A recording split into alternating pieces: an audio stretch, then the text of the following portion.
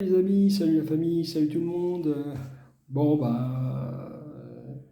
j'avais envie de vous parler du, du SPT. Donc, je vais prendre le temps de vous expliquer ce que c'est. Voilà, c'est un choc, syndrome post-traumatique, qui, euh, qui fait que bah, on, on va pas bien. On va pas bien, mais on n'en est pas conscient tout de suite. On, on s'en rend pas compte. Et notre entourage,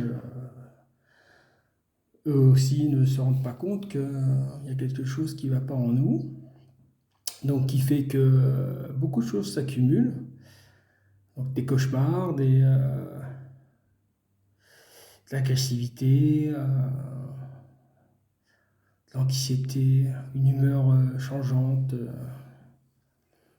Et ça, au fond, on se dit, bon, c'est normal. Donc, on essaye de compenser, soit par l'alcool, soit par la drogue, et d'autres par le sport.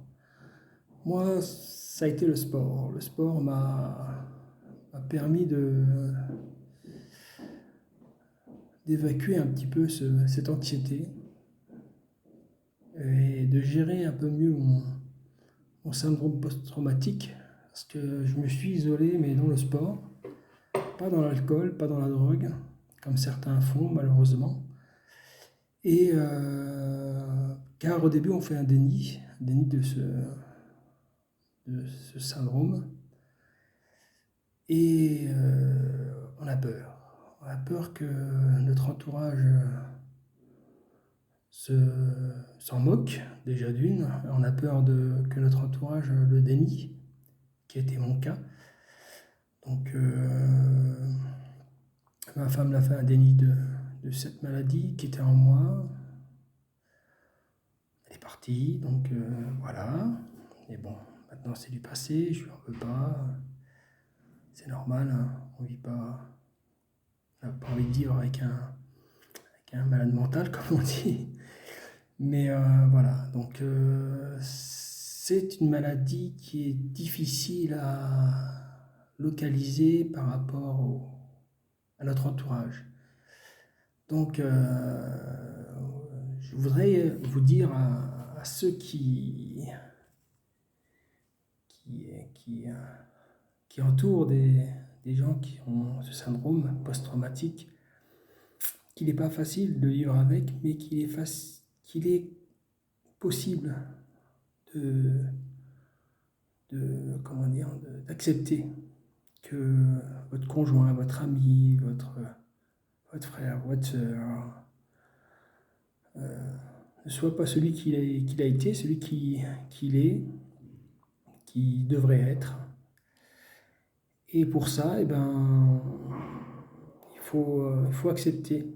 Accepter qu'il n'aille pas bien, qu'il se pose des questions. Et ensuite, eh ben, il faut l'accompagner. L'accompagner, comme moi j'ai été accompagné par des médecins, par des psychologues, des psychiatres, des assistantes sociales, des collègues de travail aussi qui ont eu de la compassion pour moi à des moments délicats dans ma vie.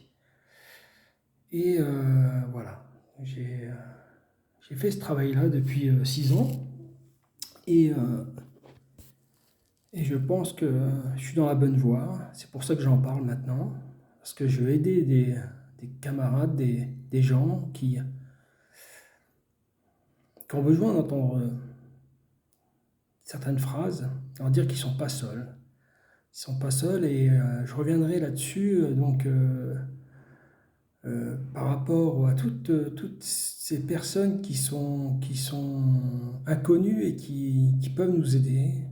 Les assistantes sociales, déjà, la première, personne avec qui on a un contact, et aussi des associations comme Terre Fraternité, les Gueules Cassées.